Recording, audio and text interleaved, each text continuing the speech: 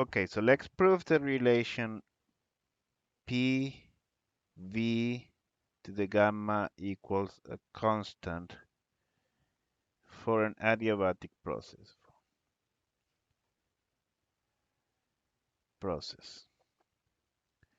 So for an adiabatic process, well, remember delta E thermal, this is the first law of thermodynamics, is equal to W plus Q.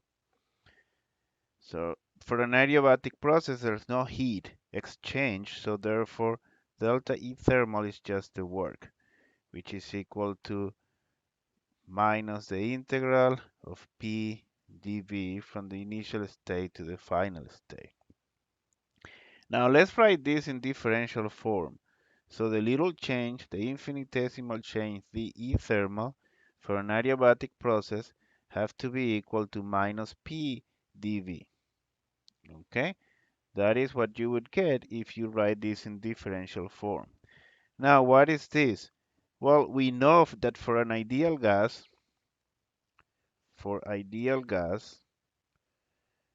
right, this thing here is N CV dt, right?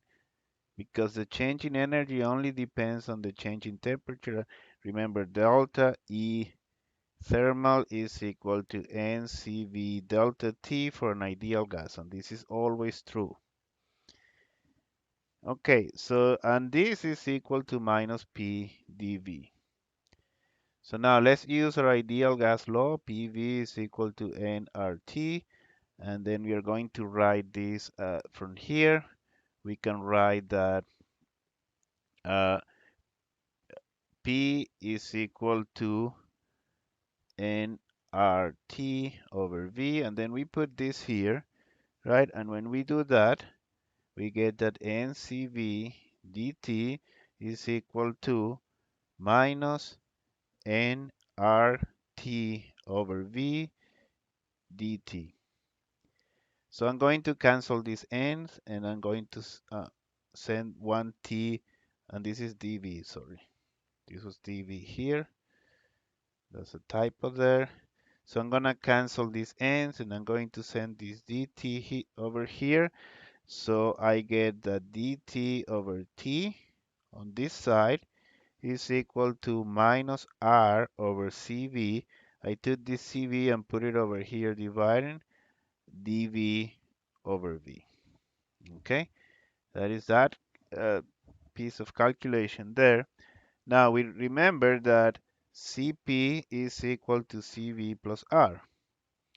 This implies that R over Cv is equal to Cp minus Cv divided by Cv, which is equal to Cp over Cv minus 1.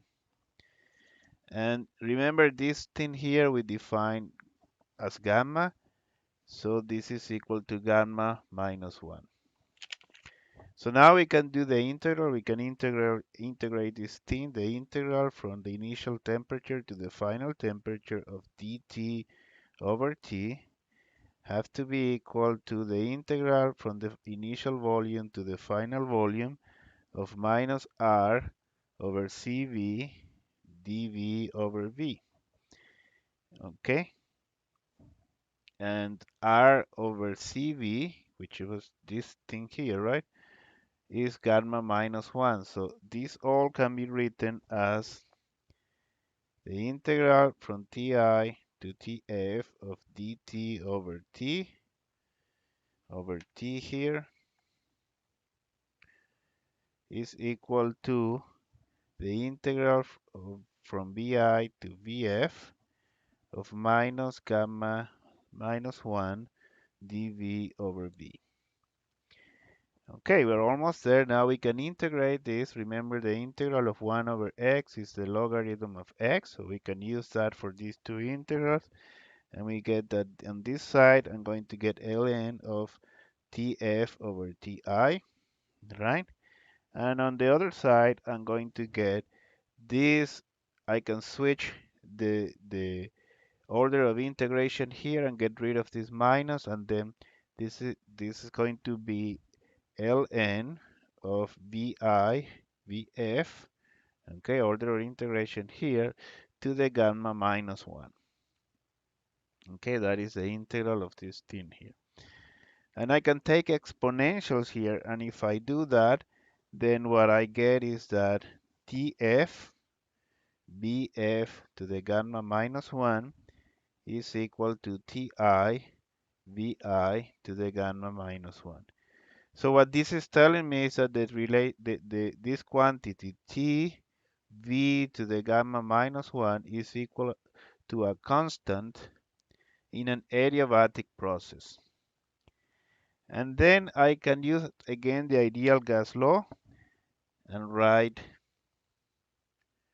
we can write T is equal to PV over NR and take that T and put it here and here. And if we do that, we get that PF VF over NR, right?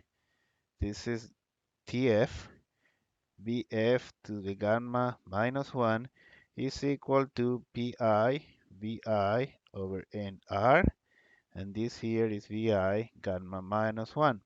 So now this minus 1 here and this minus 1 here cancel these guys here, and so the NRs cancel each other, and then I get that PF VF to the gamma is equal to PI VI to the gamma, or that implies that PV to the gamma is constant for an adiabatic process.